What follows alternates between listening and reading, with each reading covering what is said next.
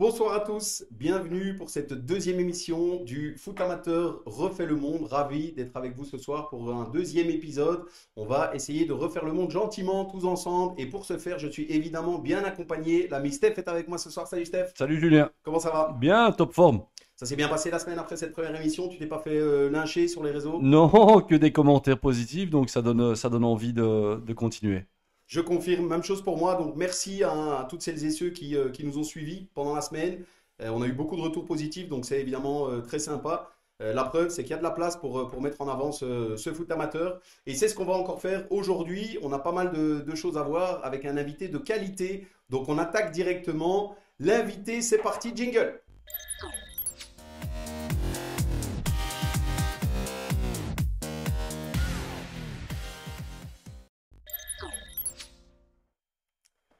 Voilà, on est de retour avec notre invité. Euh, voilà, Fred Taquin, on te voit. Je dis Frédéric Taquin pour être précis, entraîneur de la RAL. Bonsoir, bienvenue. Est-ce que tu nous entends? Ouais, je vous entends parfaitement. Bienvenue Bonsoir à tous Fred, les deux. merci d'être avec nous ce soir. Bonsoir Fred. Avec plaisir. Ça fait plaisir d'être là. Prêt à refaire un petit peu le monde et à répondre sans langue de bois. Ouais, je ne pratique pas la langue de bois, donc il n'y a vraiment pas de problème avec ça. Tant mieux. Eh ben, écoute, on est encore une fois ravis de t'avoir avec nous ce soir. On va rentrer dans le vif du sujet directement, puisqu'on a pas mal de choses à aborder pendant cette émission, avec pas mal de personnes qui seront avec nous en direct live. Je fais une petite parenthèse déjà. Tu sais, le ton est bon enfant, Fred, je te l'avais dit. On a déjà un Luc Pluvinage qui nous dit: Hello Steph, tu as déjà été chez le coiffeur, toi? Ouais, je suis déjà passé depuis un petit temps déjà. Et ben Merci Luc. voilà. Donc on a Stéphane Bouillon qui nous dit bonsoir Steph et Julien, bonsoir. Maxime Gomez qui dit coach Carter. C'est moi, ouais. C'est toi. Eh ben C'est moi. voilà. Il y en aura à mon avis un peu pour toi aussi, hein, Fred. On vient de démarrer. Donc bonsoir à Ouais, tous, à tous ceux qui sont en live avec nous. Fred, on attaque directement. Évidemment, l'idée c'était de revenir ensemble sur ce match de coupe qu'on a suivi. Moi, je l'ai suivi en live et j'ai vibré pour vous et avec vous. Dis-nous un petit peu comment ça s'est passé. Quel est ton ressenti après cette rencontre? je suis ravi de ce que j'ai pu voir sur le terrain. On avait envie d'être audacieux, d'être courageux, de proposer quelque chose qui nous correspond, c'est-à-dire essayer d'avoir le ballon, de ressortir proprement, de se créer des opportunités qui ne tenaient pas du hasard. On avait aussi envie d'aller les presser très très haut. Et donc, on se pose la question de savoir, bon, c'est une D1, c'est un noyau d'Europa League. Est-ce que c'est bien sérieux de le faire? Est-ce qu'on ne doit pas être un peu plus rusé, peut-être attendre? La sérénité, ça correspond pas à nos qualités. Donc, il y avait un peu d'appréhension. C'est pourquoi je parle de courage. Et au bout du compte, je pense qu'on a quand même fait très très mal à cette équipe d'Anvers. Ça s'est joué à pas grand-chose. On leur a laissé évidemment des opportunités. Ça fait partie du football, mais on s'en est créé aussi beaucoup. Et quand vous avez un garçon comme Rafaelov qui demande à vous parler à la fin du match pour vous féliciter pour la qualité du jeu, pour le pressing, pour l'envie, puis il y a Lamkelze qui vient vous serrer dans ses bras, qui vous dit les mêmes choses, c'est juste magnifique pour mon groupe et pour le travail de mon staff, quoi. Vous avez tenu la dragée haute, c'est le moins qu'on puisse dire. Moi, personnellement, j'ai pas vu de différence entre une équipe qui avait gagné la Coupe la saison passée, quand même. Il faut rappeler que l'Antwerp avait gagné la Coupe, et une équipe du football amateur. Donc, vous avez dignement représenté d'abord les couleurs de la RAL, mais aussi du football amateur. Stéphane Thibault sur la rencontre. Ben, j'ai retrouvé la griffe de Fred, hein, audacieux. Il se pose pas de costume, il s'est pas posé de questions. Il a été à l'Antwerp pour faire un résultat. Il n'a pas été pour défendre, il n'a pas été pour subir. Ce qui est Euh, déjà rare. Ce qui est déjà très rare, évidemment, avec deux divisions d'écart, ouais, c'est très rare. Mais Fred voilà, il a une philosophie de jeu et j'ai retrouvé du Fred là-dedans. Maintenant, évidemment, il a un noyau de qualité aussi qui l'aide à appliquer cette philosophie de jeu. Mais en tout cas, chapeau pour l'idée que tu as proposée à l'Antwerp. Ouais. Fred, justement, un petit mot. Je précise d'abord, on est déjà quasiment 50 en live. Donc, merci à toutes celles et ceux qui nous suivent. On a du monde. Et ça fait plaisir, évidemment. Fred, un petit mot. Comment s'est passée la préparation? Parce qu'on a, la semaine passée, pas mal parlé, évidemment, et on en parlera en deuxième partie d'émission, de ce foutu Covid, hein, on va dire ça comme ça, qui nous poursuit. Comment ça s'est passé, toi et ton groupe, pour vous préparer pour cette rencontre? C'est compliqué parce que il y a eu deux arrêts. Il y a eu l'arrêt mars-juin. Après, en juin, on a repris 15 jours. qu'on a eu l'opportunité de refaire une préparation estivale plus ou moins normale. Je dis plus ou moins parce qu'il n'y avait pas de supporters. Et à la RAL, on a l'habitude d'avoir beaucoup de monde. Donc, c'était particulier. Ensuite, il y a de nouveau cette coupure qui, mentalement, a fait beaucoup de mal. On était sur une super spirale. Bon, les joueurs en ont beaucoup souffert, j'en ai souffert, et je pense que tous les footeux ont souffert de cette période. Surtout qu'ils disaient, bon, c'était agréable de jouer à ce moment-là. Et puis, la reprise en janvier, il fait super froid. Une préparation de 4 semaines dans ces conditions-là, c'est vraiment très difficile. Donc, on a eu quelques petites blessures. On est monté crescendo. On est arrivé en 3e semaine avec beaucoup de fatigue, quelques petits bobos. Donc, j'avais 2 blessures au genou, on avait 2 blessures musculaires, on avait quelques petits trucs. Et puis, on a réfléchi, on s'est dit, tiens, on prépare le match de l'Antwerp. On a donné un repos d'un week-end complet à l'équipe pour qu'ils puissent souffler. Et on a travaillé sur la 4e semaine avec beaucoup d'intensité, très peu de volume en fait. Donc j'ai réduit aussi la durée des entraînements, mais on y a mis l'intensité, on a travaillé sur nos valeurs et puis sur ce qu'on avait vu de l'Antwerp. Parce que moi, quand je prépare un match, en fait, je regarde les qualités, les défauts d'une équipe, je regarde comment je peux exploiter leurs défauts. Et donc on a travaillé par rapport à ça. Et puis on est arrivé là-bas, certainement pas à 100%, mais avec un gros mental et suffisamment d'énergie que pour pouvoir les embêter. Il faut savoir que l'Antwerp, nos joueurs, ils sont équipés de GPS en fait à la balle. Donc ça peut sembler bizarre en D2 amateur, mais moi j'ai Non, c'est très préféré. bien. On n'a pas ça dans toutes les séries, hein, ça c'est sûr. Bah voilà, moi je préférais une série de GPS pour mes joueurs qu'un joueur supplémentaire, donc je préférais ce budget-là. Il faut savoir qu'on n'a pas plus couru contre l'Antwerp que contre une équipe de D2 amateur en fait. Il y avait juste un tout petit peu plus d'intensité, mais au niveau du volume de cours, ça a été identique à ce qu'on propose chaque semaine. Donc ça a été difficile, mais le match en valait la peine, et donc voilà quoi. Très bien. Merci Fred. Je ferai de temps en temps les petites coupures, hein. Donc je salue, on a passé les 65 personnes en direct. Donc évidemment une bonne émission avec un bon invité, ça fait réagir. Donc tant mieux. Merci à toutes celles et ceux qui nous suivent. Et on a déjà quelques personnes qui te saluent. Donc tu auras le temps de regarder un petit peu tout ça. Je sais que tu n'es plus sur Facebook, mais certainement ton staff ou d'autres personnes t'enverront les informations. Un petit mot Voilà. quand même, Fred, pour revenir sur ça, à la fin de la rencontre. On a vu évidemment l'explosion de joie au but égalisateur. À la fin de la rencontre, avec cette pointe de déception, mais en même temps cette fierté, on repart avec quel sentiment? On est déçus. On est déçus. La douleur qui vraiment nous suit sans relâche, c'est celle des regrets en fait. On n'avait pas de regrets.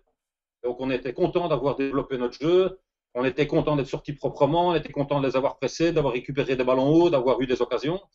Maintenant, quand c'est 1-1 à la 78e, que sur ce moment-là, en fait, c'est la RAL qui est mieux dans le match. Ouais, ben vous avez un coup de trop peu, vous vous dites que vous pouviez les renverser, on se dit que vous pouvez faire quelque chose de grand et pourquoi pas jouer encore une fois contre Bruges la semaine qui suivait. Ben, le plus douloureux dans tout ça, c'est même pas la défaite, c'est de se dire qu'on a repris le quart, on est tous montés dans notre voiture et c'est terminé jusqu'au mois de juillet, quoi. Et ça, c'est douloureux. Ça, C'est de c'est se dire qu'on est le. privé pendant plusieurs semaines, pendant plusieurs mois, qu'on est déjà obligé de travailler sur le noyau de l'année prochaine, alors que moi, je suis hyper attaché à mes joueurs.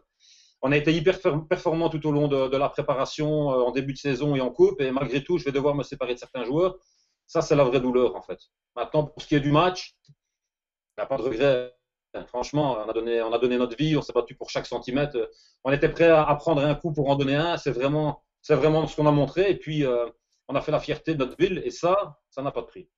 Tout à fait Par d'accord. rapport Tout à fait. à Merci Fred. Quelques petits mots des personnes qui nous suivent. On a Stéphane Coffinet qui nous dit We are Laral. Bonsoir à tous. Loïc Tournet qui dit bravo coach pour ton boulot. Bon, il y en aura beaucoup, hein, Fred. Je ne saurais pas tous les citer, mais on en avec prendra plaisir. quelques-uns. Greg Van qui écrit le meilleur Fred. Donc voilà, ça commence à arriver. Merci à tous.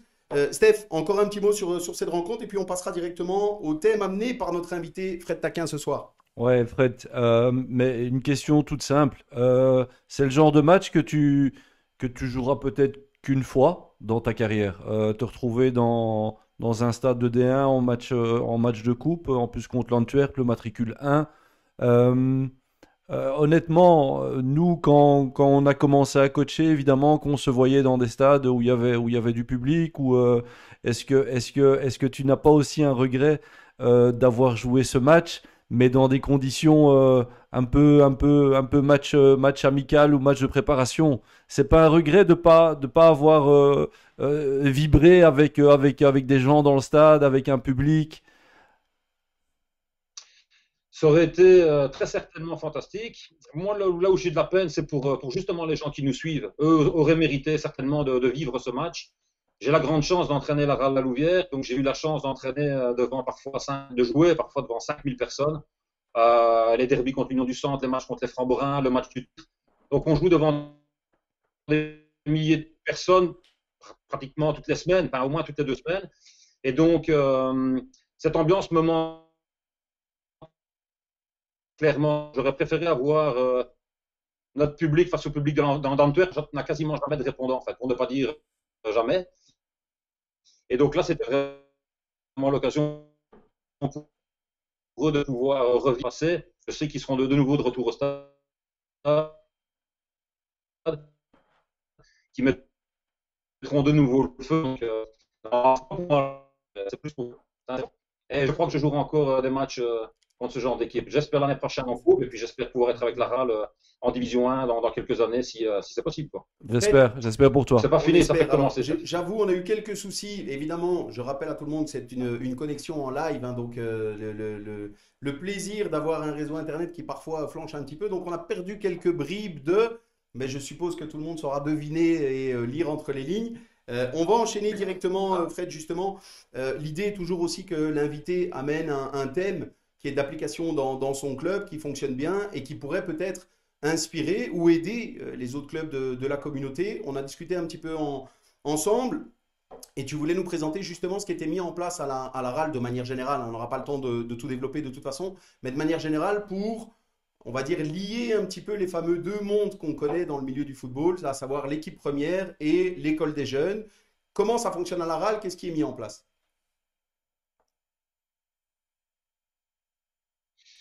Ben, moi, je pense déjà que le football, c'est un partage d'idées.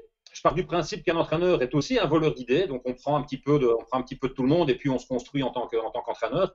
Nous, on a une réunion qui se fait généralement dans le courant du mois de juin où on présente la philosophie de jeu de l'équipe première. C'est une philosophie qui doit être adaptée à toute l'école de jeunes. Il faut savoir que mon entraîneur adjoint est aussi le directeur de l'école des jeunes, en fait, donc Nicolas Baquet. Le fait de partir proprement derrière, d'oser prendre des risques, d'oser dribbler, de vouloir toujours attaquer, de toujours vouloir marquer, c'est une philosophie qui est propre à l'équipe première, mais qu'on veut absolument pour nos équipes de jeunes, en fait. Donc, toute cette philosophie est suivie. Donc, ce qu'on fait à partir de cette réunion, c'est qu'on invite pendant la saison chaque entraîneur de l'école de jeunes à participer à une semaine d'entraînement avec l'équipe première. Je dis une semaine, mais ça peut être aussi 6 semaines. Celui qui veut venir 6 fois sur l'année, il peut, mais c'est une semaine complète, donc du lundi au dimanche.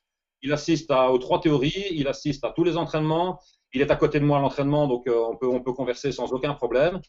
Et donc, il y a vraiment un accompagnement. Il faut savoir que moi, j'aime beaucoup partager, en fait. Donc, j'aime expliquer ce que je fais, ça me fait plaisir. Comme j'aime recevoir des candidats à UFA, à mes entraînements, des garçons qui nous suivent pendant 4 mois. Ils en ont chaque fois un très très bon souvenir. En tout cas, c'est ce qu'ils me disent. Mais je vois qu'ils continuent à me suivre sur le peu de réseaux sociaux que j'ai encore. Et donc, c'est vraiment ça, en fait. Tous les gens à la FAL peuvent vivre avec l'équipe première au minimum une semaine sur une saison sans aucun problème, quoi. Je pense que c'est quand même assez innovant. Top. Et donc voilà, quoi. Il n'y a pas beaucoup d'entraîneurs, je pense, qui ouvrent leur porte comme ça, la porte du vestiaire, mais en ce qui me concerne, ça me semble naturel, en fait, c'est normal. Non, mais écoute, très bien, c'est hyper intéressant d'abord de l'entendre. Steph, est-ce que justement, je pense qu'on est d'accord pour dire que c'est pas d'actualité partout, hein, c'est pas appliqué partout. Est-ce que c'est quelque chose qu'on peut envisager de développer beaucoup plus dans les clubs? Ben, on devrait, et comme tu le dis, c'est rare, hein. D'habitude, les coachs n'aiment C'est pas vrai. trop divulguer ce qui se passe dans le vestiaire. Mais c'est une approche, c'est familial, et puis ça permet aussi à des jeunes coachs de voir clair et de voir un petit peu le taf de l'équipe première. Et non, c'est très bien, honnêtement, il faudrait que ça se passe, il faudrait que ça se passe plus régulièrement. Mais dans le sens inverse, je ne sais pas si tu veux en parler, Jus, mais le fait que vous aussi, le staff de l'équipe première, allié dans l'école de jeunes, c'est aussi une très bonne idée, je trouve. Je l'ai vu sur votre site dernièrement, où vous avez décidé d'aller donner un coup de main à l'école de jeunes. Ouais, on a une grande famille, en fait, c'est du partage, hein. Donc, on va prendre des équipes de jeu à 8, on va prendre des équipes du jeu à 5, des équipes du jeu à 11. On va leur montrer un petit peu comment on travaille. On va prendre l'entraînement complètement en charge. On va essayer de sensibiliser aussi les joueurs des équipes de jeunes à ce que représente le club. Le logo aussi, on veut vraiment qu'ils aient le sang vert et blanc. Et donc, ouais, il faut que notre ADN, en fait, transpire à tous les niveaux et tout le monde est vraiment important chez nous, quoi. Comme les ramasseurs de balles, en fait, pour les matchs à Tivoli, ce sont nos jeunes joueurs. Il n'y a pas un jeune joueur qui ne reçoit pas une tape dans la main d'un de mes joueurs ou du staff. On est vraiment très, très proches les uns des autres. On a des coordinateurs qui sont extraordinaires, avec qui on s'entend très, très bien. Il faut vraiment savoir que c'est pas l'équipe première et puis les équipes de jeunes. La RAL, c'est vraiment un tout, en fait. Mais c'est bien. Ça m'arrive vraiment en semaine de boire un verre avec les coordinateurs, quoi. Avec Bernard, enfin, il y a plein de choses avec Roberto. On se met à table, on boit une bière, on parle football, c'est super agréable, en fait, hein. De toute façon, à partir du moment où on se met à table, qu'on boit une bière et qu'on parle football, ça peut être qu'agréable. C'est Vous vrai. voyez ce que je veux dire? C'est un petit peu Voilà, comme nous ce soir, Steph. C'est Ouais. juste qu'on n'a pas on n'a rien en main, mais c'est un petit peu l'idée ce soir aussi. C'est de parler foot justement. Donc je pense qu'on pourrait en parler longtemps pendant les heures. Je fais une petite parenthèse, Steph, quand même, Fred, puisque tu sais que l'émission, évidemment, le but c'est de soutenir le football amateur. Est-ce que tu as repéré le magnifique t-shirt de Steph?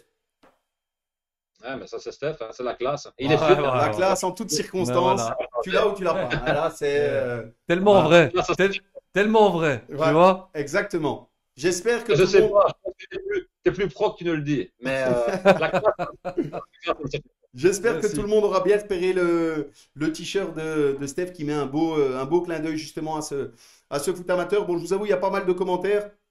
On a de tout. Maintenant, attention, il y a concurrence, hein, Fred, parce que tu en as pas mal pour le coach Steph aussi ici Ouais. ce soir. Donc voilà, qui disent on suit le coach. Une fois, c'est le coach Fred Taquin, une fois, c'est le coach Steph Lukens. Donc c'est bien, il y a match pour l'instant. Tant mieux. Fred, on va continuer. On enchaîne. On va continuer avec un petit quiz. Un quiz foot de 15 questions. L'idée, c'est d'apprendre un petit peu à mieux te connaître. Pour ceux peut-être qui te connaissent un petit peu moins, je suppose que tes joueurs, ton staff, tous ceux qui te suivent, eux, te connaissent très bien. Mais peut-être quand même qu'en répondant à ces questions-là, ils apprendront encore un petit peu plus sur l'homme et surtout sur ta manière de voir le football ou d'aimer certaines choses. Alors attention, il y a une règle, c'est le but, c'est de répondre du tac au tac. Ok? C'est un peu ton tiki-taka de ce soir. D'accord? Réponds du tac au tac. Si tu réponds, il y a 15 questions, il faut répondre sans réfléchir. Tu verras, il n'y a pas de piège, il n'y a rien du tout. C'est juste pour. Voilà, il faut choisir entre les deux. Le questionnaire, c'est tu es plutôt. Donc ça veut pas, pour le même prix, les deux réponses, tu les aimes pas. Mais il faut choisir entre les deux. Tu es plutôt. Ok? 15 questions. Si tu réponds du tac au tac après les 15 questions sans t'arrêter, sans réfléchir, Steph et moi, on t'applaudit et les auditeurs aussi. Ok? On est prêt? ouais, super. Nickel. On est parti. Alors, Fred, tu es plutôt attaque ou défense? Attaque Amical ou officiel? officielle, Calcio ou Première Ligue? première ligne, Eden Hazard ou Kevin De Bruyne? Hazard, Mourinho ou Diego Simeone? Mourinho, Long ballon ou balle au sol? ballon au sol, Barcelone ou Real Madrid? Real Madrid, 4-4-2 ou 3-5-2? 3-5-2, Le foot avec la VAR ou sans la VAR? avec le VAR, Goal sur corner ou sur coup franc? coup franc, Man City ou Man United? Man United, Exploit individuel ou mouvement collectif? mouvement collectif, Gagner 3-2 avec un but dans les arrêts de jeu ou gagner par un 3-0 bien tassé? 3-0, Inter Milan ou Milan AC? Milan AC, Jürgen Klopp ou Pep Guardiola? Guardiola, Et la dernière, la bonus, foot amateur ou foot pro? foot pro. Ah, ouais, on peut l'applaudir, Steph. Il a géré. Bien, il s'est pas arrêté. Merci, Fred. Tu as joué le Ouais. jeu. Steph, est-ce qu'on en a Ouais. appris un petit peu plus sur Fred? N'hésitez pas à le dire aussi à distance. Si vous avez appris quelques petites choses, on a appris maintenant des préférences. Non, non, des confirmations. Le 3-5-2, par exemple. Voilà. C'est quelque chose qui mettait déjà en place il y a très longtemps. Bah ouais, ça dépend un petit peu des joueurs qu'on a aussi, mais j'ai une petite anecdote. Le référé, quand il nous a vus en 3-5-2 à l'Antwerp, il s'est demandé si on était dingue, en fait, hein. Il m'a dit ici, ils vont ramasser parce que à l'Antwerp, ils se déplacent à 5 ou à 4, mais à 3, on n'a jamais vu. Et c'était un vrai 3-5-2, parce que bon, à 5, on ne l'était que dans notre dernier tiers, sinon on était quand même souvent avec 3 défenseurs centraux. Donc, moi, je pars toujours du principe que j'ai envie de prendre l'initiative. J'ai toujours envie d'attaquer, mais je suis aussi convaincu du fait que quand on a le ballon et qu'on attaque, on n'est pas en danger. Et donc, ce que je voudrais dire aussi par là, c'est que on a une équipe qui attaque beaucoup, mais on a aussi une équipe qui encaisse très très peu. Donc, depuis que je suis à la RAL, sur les 4 dernières saisons, on a une moyenne de 0,8 buts encaissés. Donc, on encaisse moins d'un but par match. C'est quand même une super performance. Et donc, mais c'est encore la philosophie. Hein. Donc, on perd le ballon, on presse directement. Et puis, j'ai une deuxième anecdote. Elle concerne Steph. Ça s'est passé le 4 décembre 2011 à XL. Et après 17 minutes de jeu, il me met 3-0 dans la gueule. C'était déglingué. C'est une équipe bruxelloise, donc hyper technique, en place. Ça dédoublait sur les flancs, ça centrait. Enfin, c'était une punition. Et bon, en fin du match, c'est 4-1. Et puis, je me souviens de ce jour-là comme si c'était hier. J'ai mon capitaine, j'ai mes deux capitaines. Donc, il y avait Willem et il y avait Stéphane Van der Minen qui était assis sur le sol et me disent, coach, on en a marre de perdre. Bon, on n'avait pas perdu 50 matchs, mais ça m'est resté en fait. Et donc, je suis resté très tard à la buvette d'XL, avec ton président. On a bu, il buvait des pintes dans des flûtes, tu te souviens? Mais j'ai eu double prime grâce à vous ce jour-là. Ouais. Je suis resté avec lui je suis resté un peu avec tout le monde et puis j'ai terminé la soirée avec lui jusqu'à 10 heures du soir. Je suis rentré, j'ai réfléchi et je me suis dit, plus jamais je ne laisserai personne essayer de m'influencer dans ce que je veux faire. En fait, tu sais, quand tu es jeune entraîneur, c'était ma première année dans une équipage, j'avais déjà entraîné l'équipe B 1 an. Tu écoutes beaucoup, tu essayes de faire un peu comme tu regardes un petit peu, tu peux oser. Je crois que je suis né comme entraîneur le lendemain de ce match en fait. Et depuis ce jour-là, donc cette saison-là, on a aligné 16 matchs sans défaite. Donc c'était le 14e match. Hein. Et l'année qui a suivi, Steph a terminé 3e, nous 2e, on est monté. Hein, ouais, c'est ça. Ça s'est joué à un point. Et puis on a pris dessus petit à petit au fur et à mesure des années sur les équipes bruxelloises. Ça, c'était notre plus grande victoire. Quand j'étais joueur et au début de ma carrière d'entraîneur, Bruxelles mettait toujours la misère à tout le monde. On se faisait exploser, on n'avait jamais le ballon. Et moi, ça m'était complètement insupportable. Et avec les années, on a réussi à prendre le ballon, à prendre le dessus. Et au bout du compte, on a pris le dessus sur les équipes bruxelloises. C'est une grande victoire. Et c'est là qu'est née ma philosophie, en fait. Hein. C'est une chouette anecdote. Allez. Attention, parce qu'il doit faire la fin de l'émission. Hein. Là, ça. Écoute, voilà. Je peux arrêter, moi je peux rentrer chez moi, c'est fini. Il a fini. C'est terminé. Elle est réussie. Pour moi c'est bon. Merci Fred. Bon messieurs, je suis obligé de tempérer un petit peu. Merci Fred pour l'anecdote. On va déjà rapidement se quitter une petite dizaine de secondes. On a déjà terminé cette première mi-temps. On va attaquer la deuxième mi-temps avec quelques thèmes d'actu foot qu'on discutera avec vous et avec toutes celles et ceux qui nous suivent. On est pratiquement 70 en live. Donc merci encore à tous de nous suivre en direct et on se retrouve juste après pour la deuxième mi-temps. À tout de suite.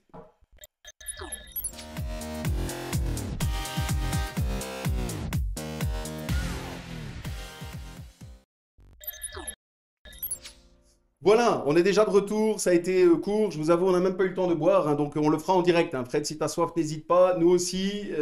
Voilà, donc allons-y. On attaque directement avec cette deuxième mi-temps, donc quelques thèmes qu'on avait mentionnés là encore sur notre groupe et sur notre page. Le premier, Fred, on en a déjà un petit peu parlé, mais l'idée c'est de voir un petit peu ce que tu as en tête pour la suite, puisque ça inquiète tout le monde, l'impact du Covid évidemment, et d'un éventuel remake la saison prochaine.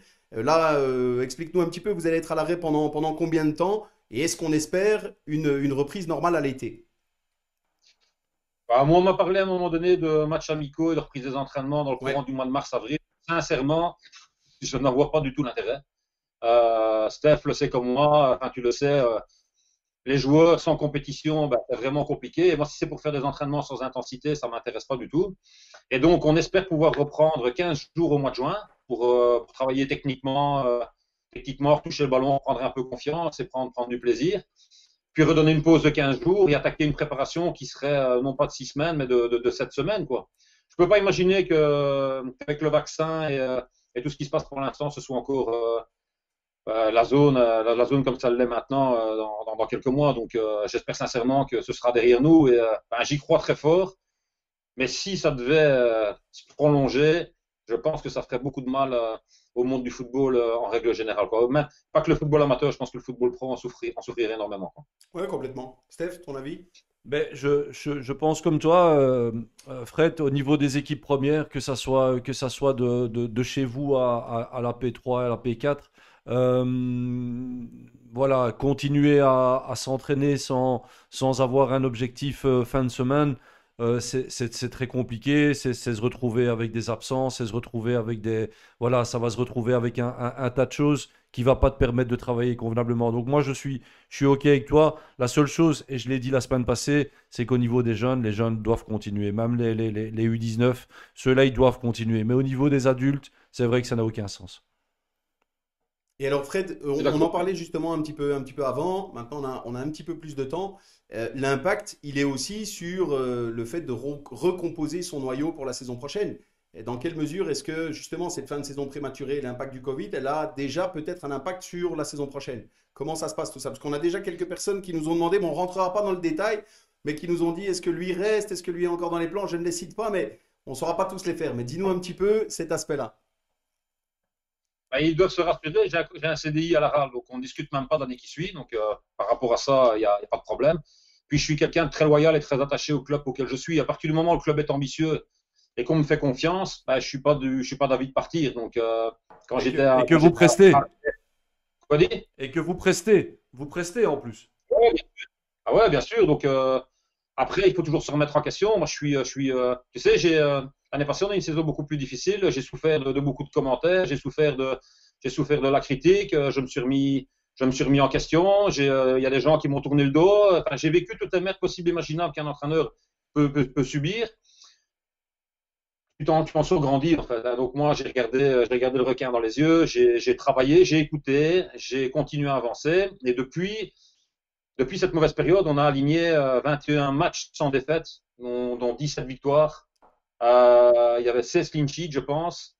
Et la première défaite, c'est l'Antwerp ici mardi passé. Donc, je pense qu'il faut laisser travailler les entraîneurs. Moi, je partirais du principe que ça peut sembler bizarre, hein, mais quand je vois encore les critiques hier sur Klopp et sur Guardiola, je trouvais ça complètement insensé. Ils encensaient Klopp en premier mi-temps, ils le critiquaient en deuxième et vice-versa. Je trouvais ça complètement immonde, en fait.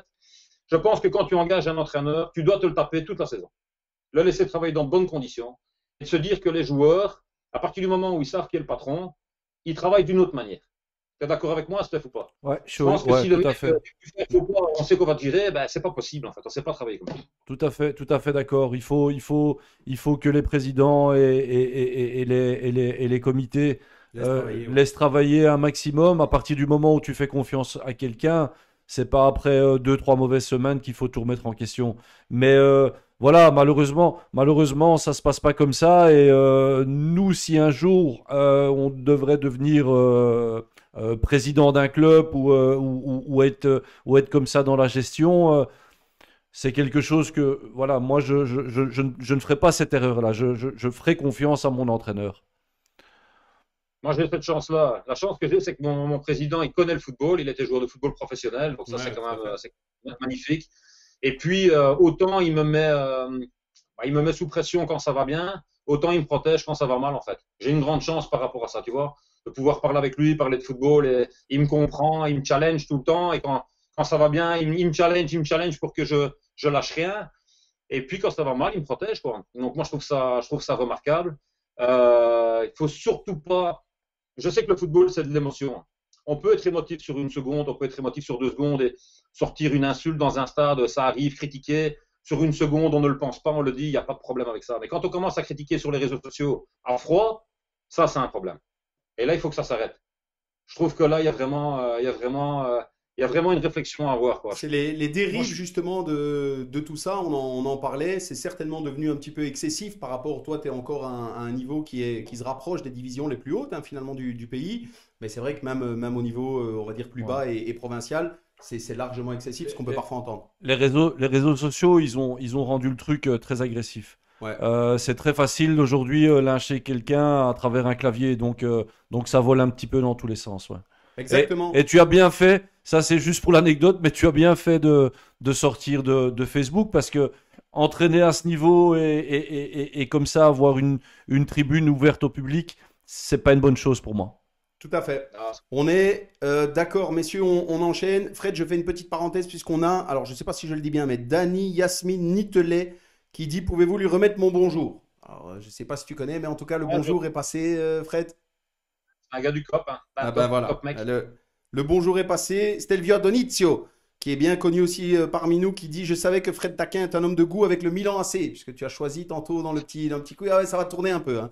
Tes réponses là, donc tu as choisi le Milan, donc apparemment tu es un homme de goût, Fred. Je suis un grand supporter du Bayern, hein, il faut le savoir, hein. Ah ben Ça, c'est mon voilà. club.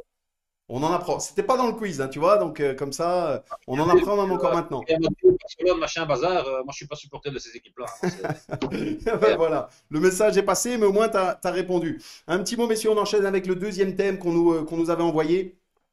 L'intégration pour avoir votre avis, là aussi, toutes celles et ceux qui sont en direct avec nous, on est encore plus de 70 maintenant. N'hésitez pas à réagir, à dire aussi ce que vous pensez, à envoyer des messages.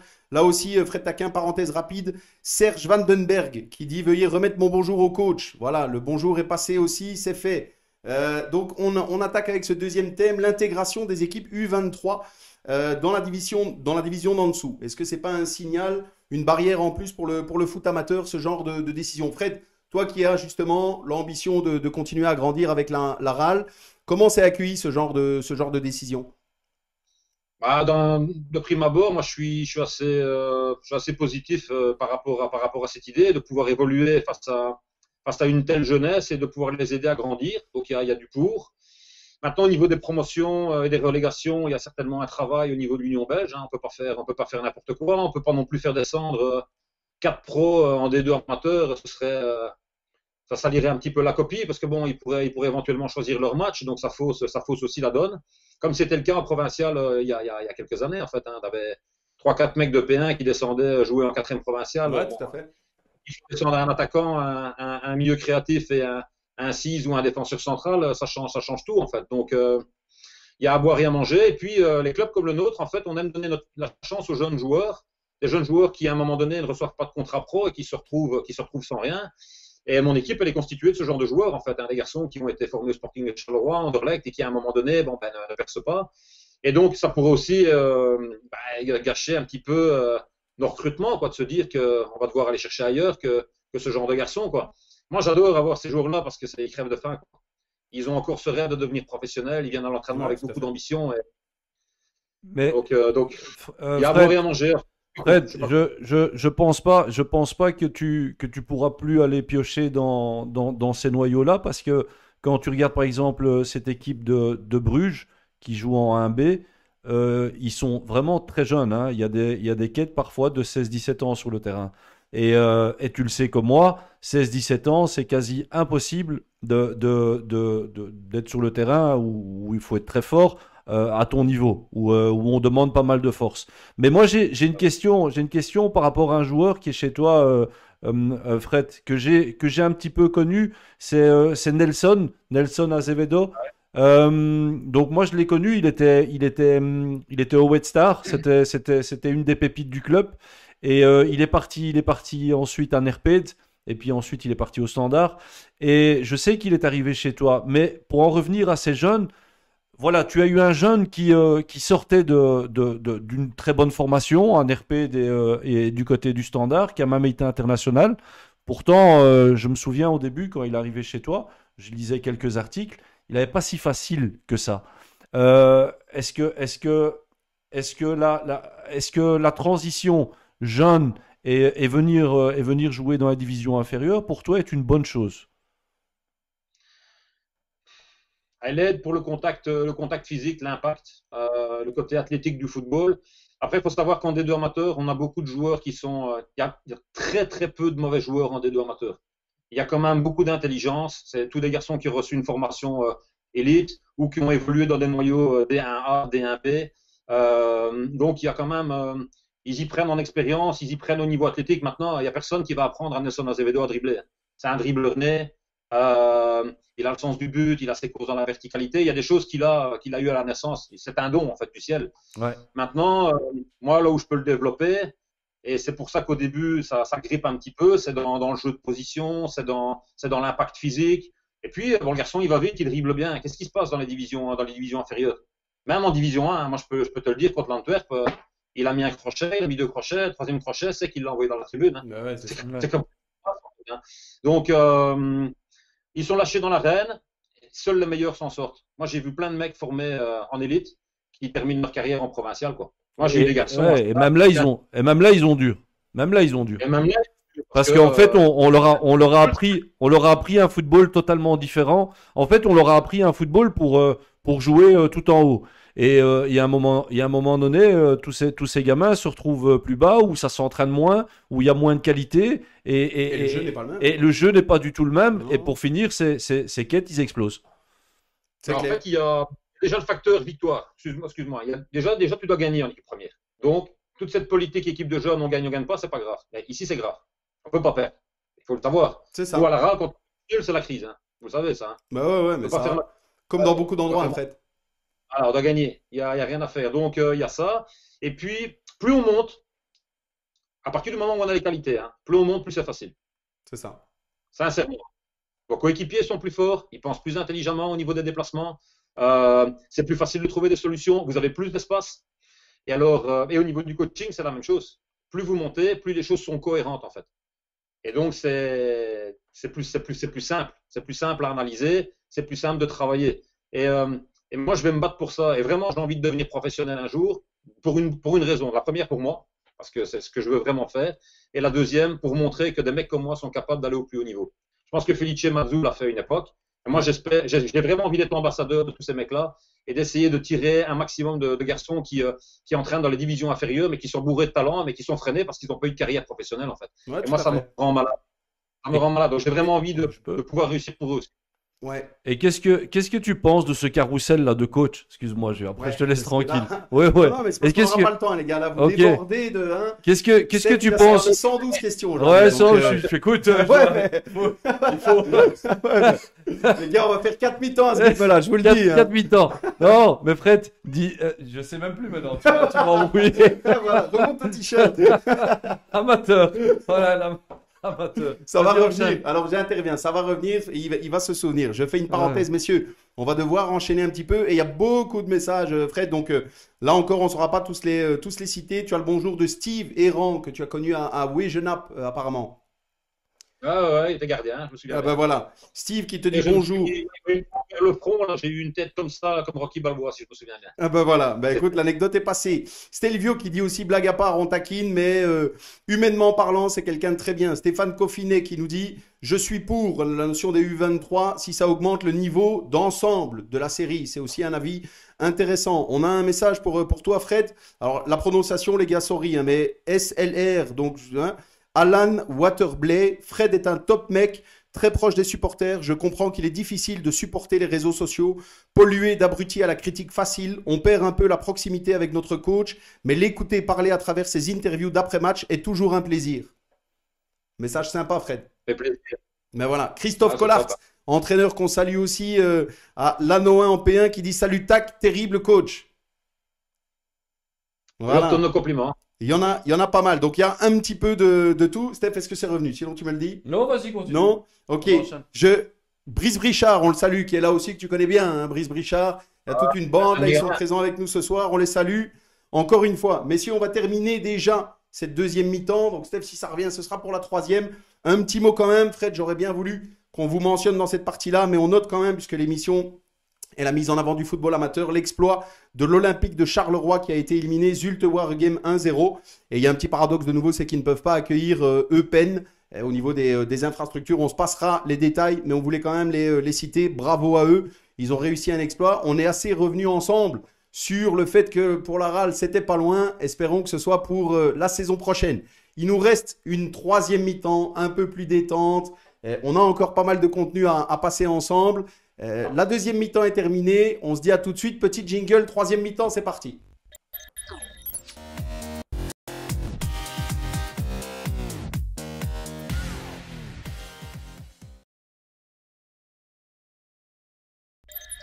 C'était ça. Ouais, c'est ça. Voilà, Ridicule. on est déjà de retour pour cette troisième mi-temps, la partie buvette. On est entre nous, donc maintenant un petit peu plus, même si c'était déjà le cas, un petit peu plus détendu, un petit peu plus tranquille. On commence directement par un concours. Toutes celles et ceux qui suivent la page ou qui ont vu les posts ont certainement vu passer ce petit post. Il y a un pack à gagner de 3 ballons taille 5 Nike et de 5 chasubles, neuves évidemment. Hein, on vous a pas fait la mauvaise surprise de donner des utilisés qui sentent un peu la transpi. Ça ne demande qu'à être remporté. Donc le jeu est simple, un chiffre de 1 à 5000. Vous le tapez en commentaire. Je rappelle pour ceux qui ne connaissent pas, évidemment, il ne faut pas tomber juste. Hein, ce serait trop dur. Donc c'est celui qui sera le plus proche. Celui qui sera le plus proche. Je précise une chose importante, on ne participe qu'une seule fois. S'il y a un petit marrant qui nous met 612 commentaires, et ça ne comptera pas. Et dernière précision aussi, pour que tout le monde soit au courant des règles, ce n'est pas nous qui avons choisi le chiffre gagnant, c'est notre invité, Fred Taquin, qui a choisi le chiffre juste avant l'émission. On s'est parlé un petit peu entre nous. Et il s'est engagé, donc tous ceux qui pensent pouvoir lui envoyer un petit SMS ou quelque chose en lui disant « Vas-y Fred, balance le chiffre », il s'est engagé. Hein Fred, on balance pas. Hein. Il n'y a qu'une parole. Ben voilà, ok. Donc allez-y, c'est parti. Chiffre de 1 à 5000 et le gagnant sera donné d'ici environ 15 minutes. Donc n'hésitez pas, balancez, c'est le moment. On va essayer de suivre un petit peu. Et puis quand on annoncera le chiffre gagnant, vous nous direz aussi si vous avez vu celui qui était le plus proche. On continue, on attaque directement dans cette partie buvette. On commence par le rituel, ce qui deviendra un rituel, le snipe de Steph. Ce qu'il a vu, ce qui lui a déplu, ce qu'il a entendu, il avait envie de le mettre en avant. C'est parti, vas-y Steph, ton snipe. Il n'y avait pas un jingle là pour moi. Non, ça c'est dans le montage. Tu vois, voilà. il en redemande à chaque fois, il en redemande. Ça va pas. Non, écoute, voilà, j'ai vu qu'il y avait pas mal de mouvements au niveau des clubs. Je suis assez étonné d'ailleurs, puisqu'il n'y a pas eu de saison, quasi pas de saison. Il y a pas mal de mouvements à gauche, à droite. Et en discutant un peu comme tout le monde, hein, sûrement comme toi aussi un petit peu Fred, tu as des groupes avec des coachs, avec des potes coachs, et puis tu échanges, ou des gens qui sont dans le foot. Tu sais comment ça se passe, Julien, pareil. Alors en discutant avec différents coachs, voilà, en discutant vraiment par hasard, j'ai appris que il y avait des joueurs qui au moment de re-signer dans leur club, demandaient pratiquement une sorte de compensation par rapport au fait qu'il y a un manque à gagner cette année. Et c'était comme une forme de chantage. C'était un petit peu, je veux un petit peu quelque chose et je re-signe dans le club. Alors, je trouve ça assez déplacé. Et ce sont deux coachs qui m'en ont parlé et deux coachs qui travaillent dans deux provinces totalement différentes. T'en as un du côté du Brabant et l'autre du côté du Hainaut. Donc je me suis dit, c'est que ça doit se faire ailleurs aussi. Si moi j'ai un conseil à donner à ces dirigeants de club et aux présidents, c'est surtout ne rien donner évidemment, puisque ces joueurs n'ont rien fait cette saison, et c'est surtout de liquider des joueurs pareils, parce que ce sont des joueurs qui tôt ou tard deviendront des problèmes.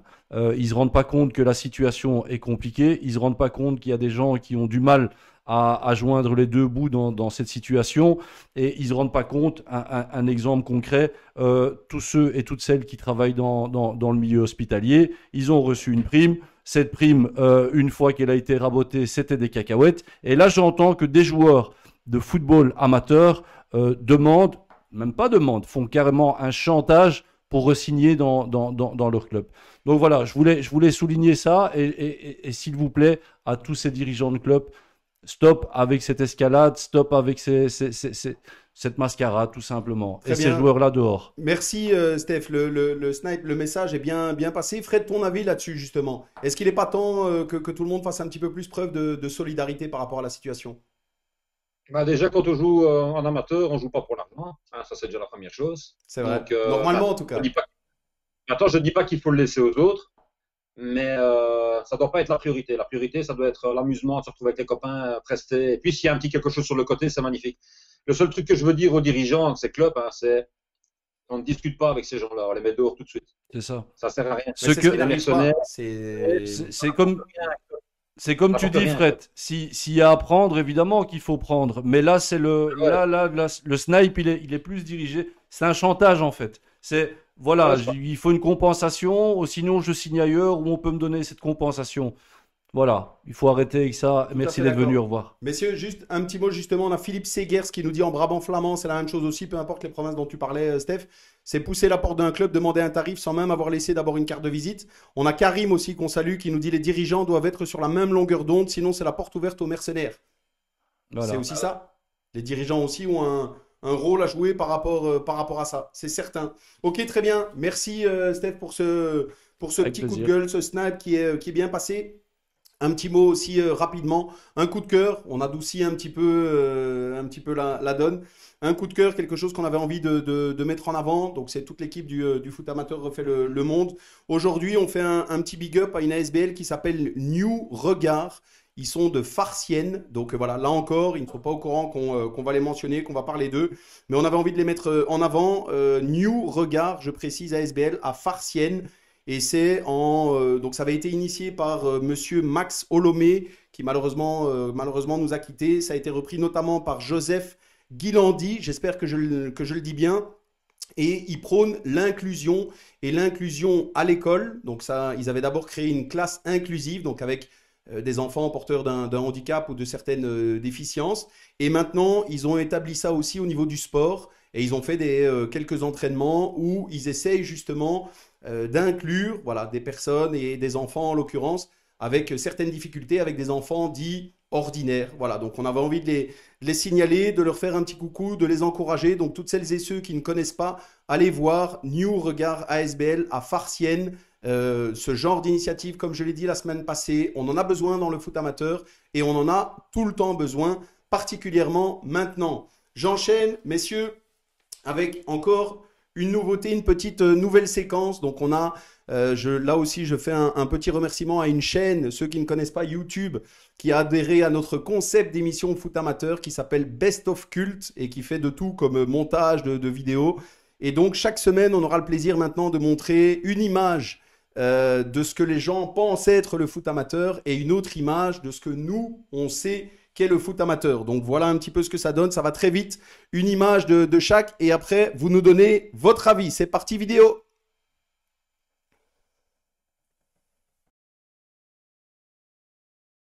Give it on, Wazzle gets the ball. Ralph is onside. Let's it play. Craig Ralph. He's onside. Let's it play. Craig Ralph.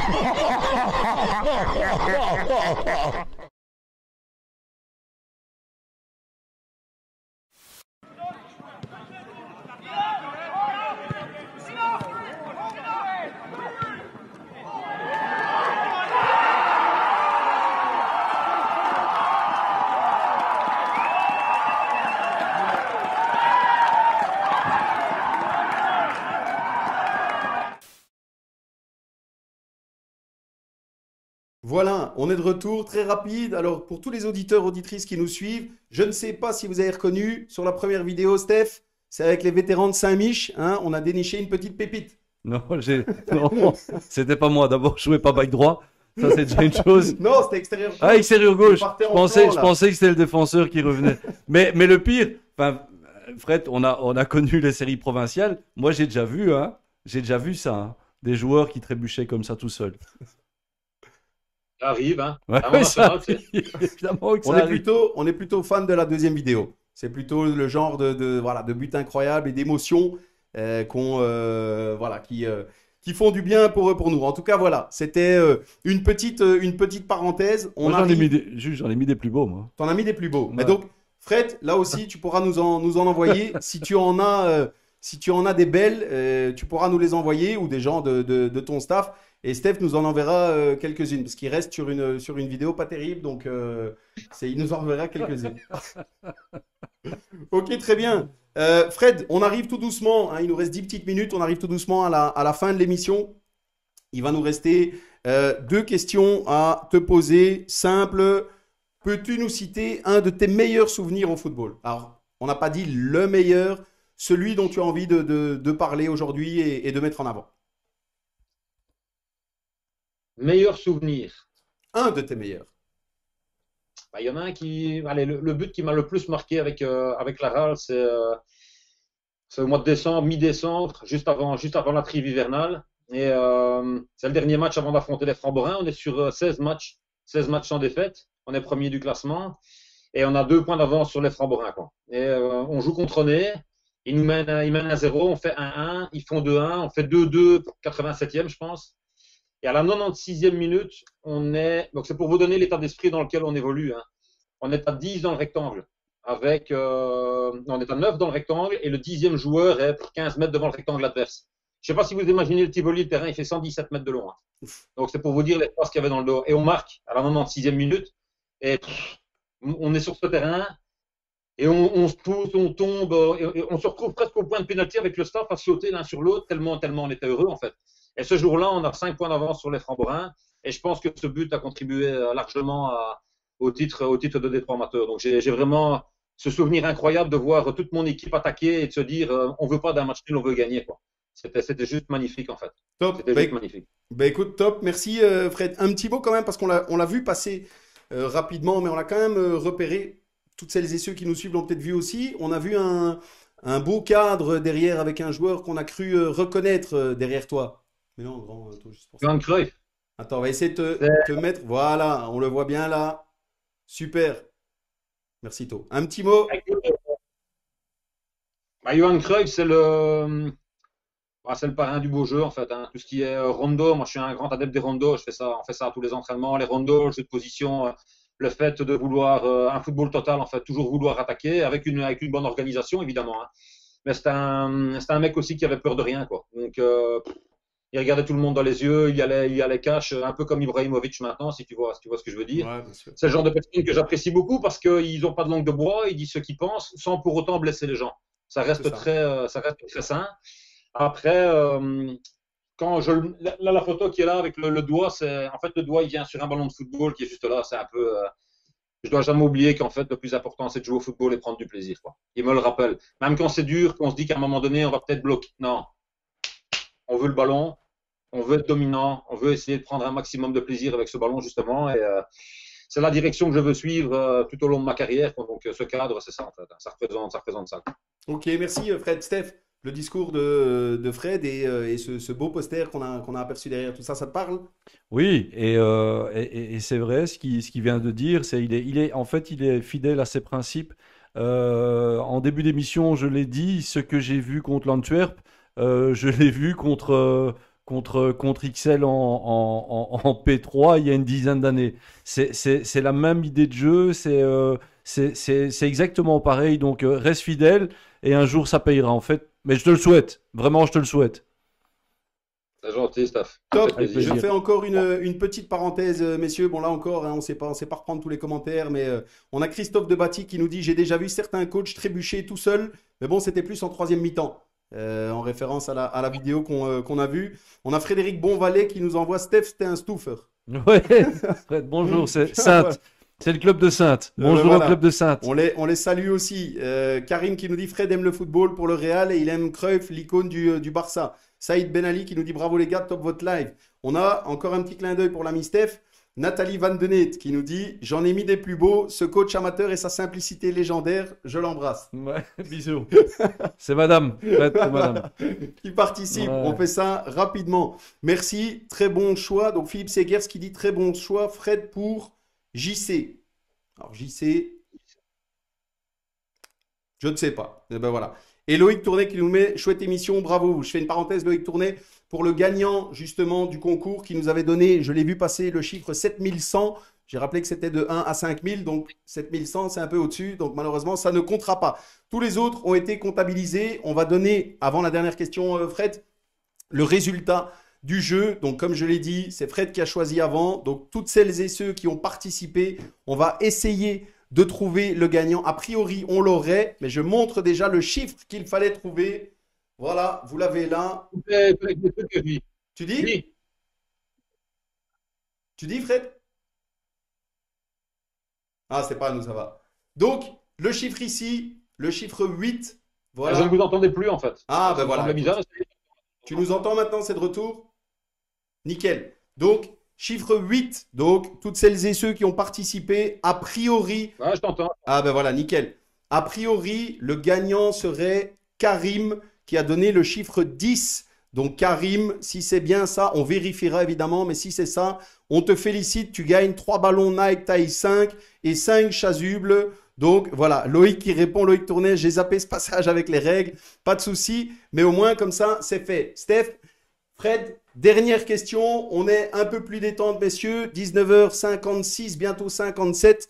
Avant d'aborder la dernière, on a le droit de se détendre un petit peu plus, donc on va se faire un petit santé avant la clôture. Donc on avait nos boissons sportives pendant l'émission et on a le droit, puisqu'on est dans la buvette maintenant, même si on ne peut pas être ensemble, faisons en sorte de boire un petit verre à la santé. Alors merci, moi je vous avoue, même si la publicité peu importe, ce soir pour moi c'est une Cubanisto goût mojito. Donc voilà, on va tester ça ce soir. Et la tournée minérale, hein, pour ceux qui la font, ce sera pour demain. Steph, qu'est-ce que tu as toi?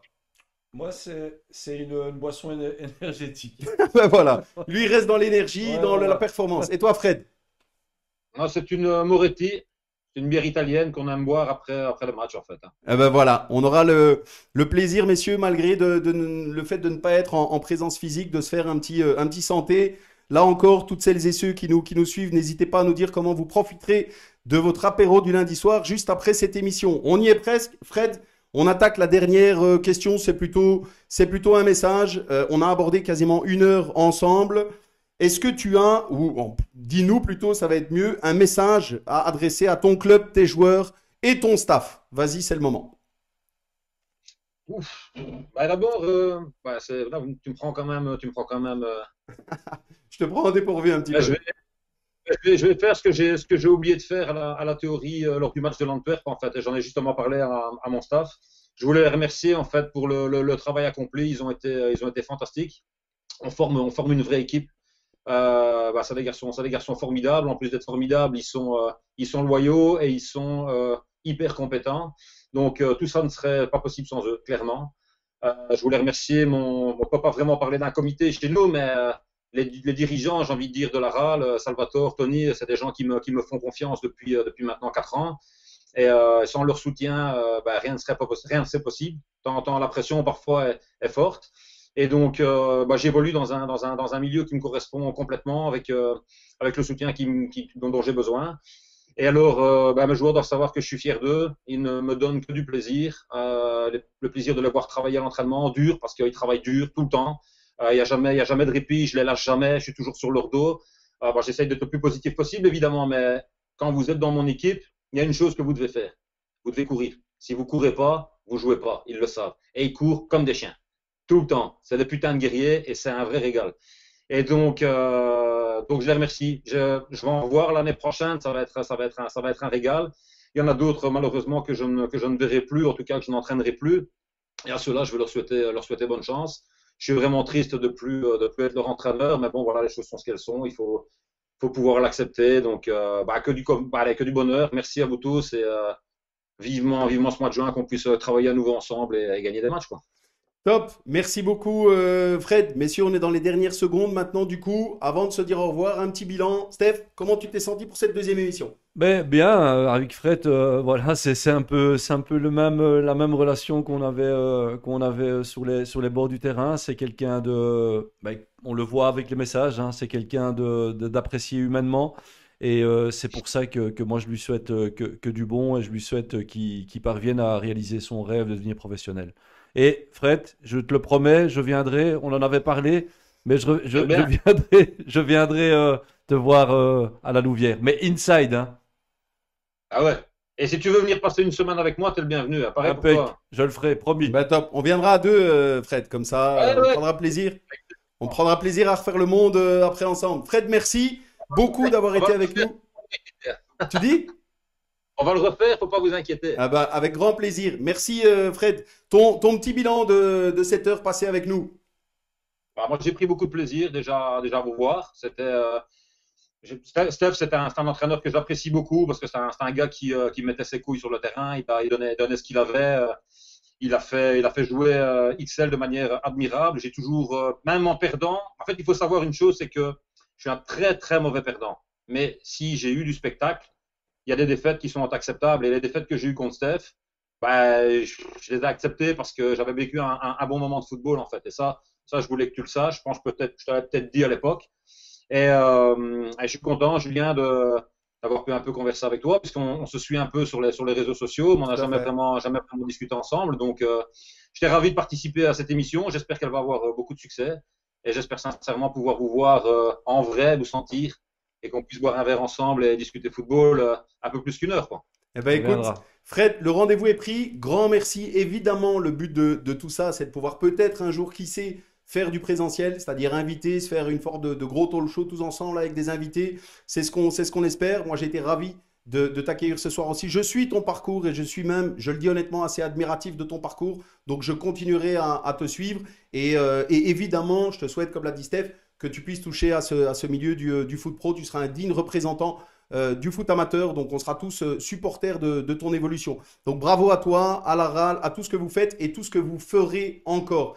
Maintenant, on va clôturer. Merci à toutes et à tous de nous avoir suivis. Pour celles qui nous suivent sur la page et sur le groupe, n'hésitez pas à envoyer dans la semaine des thèmes d'émissions, des photos, des vidéos, peu importe ce que vous voulez qu'on aborde pendant les émissions au fur et à mesure des semaines. C'est vous qui pouvez nous envoyer le contenu, comme ça a été le cas aujourd'hui. Les thèmes étaient choisis par une personne qui nous les avait envoyés. Donc, n'hésitez pas à le faire. Le but, c'est que ce soit une communauté. Je clôture là-dessus, messieurs. J'ai mon verre à la main. On a le droit maintenant, puisqu'on va se quitter. Excellente soirée à tous, à la semaine prochaine et santé. Santé. Au revoir. Santé à vous. Au revoir.